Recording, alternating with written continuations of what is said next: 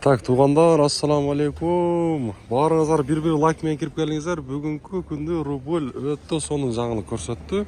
Рубль көтөрүлдү туғандар. Ассаламу алейкум, дагы бир жолу туғандар.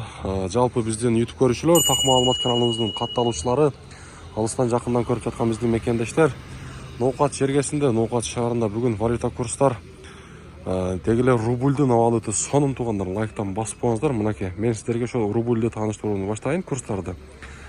Финанс кредит банкта мына сатып алууну караңыздарчы. Рубль 0,882 сом, доллар 87.30, евро 90 сом 30 тыйын экен. 0,882 тыйын. Жакшы, кече негизи 87,5, 77 болгон. Бүгүн буюрса дагы рубль көтөрүлдү. Доскорода банкта дагы рубль бул жакта 0,881 тыйын экен, доллар 87 сом 30 тыйын, евро 90 сом 90 тыйын экен.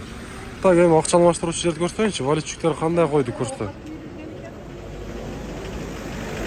Бул жакта дагы рубль 0,88 экен тыйын. Доллар сатып алуусу, доллар 87 сом 30 тыйын. 0,888 тыйын. Аябай жакшы жаңылык. Так, тугандар, Айжа банкта сатып алуу боюнча айтсак, рубль 0,88 тыйын экен бул жакта дагы. Доллар 87.30, евро 90 сом 90 тыйын экен. Жакшы жаңылык. Каналга катталабыз, лайктан басып коюңуздар. Сонун жаңылык.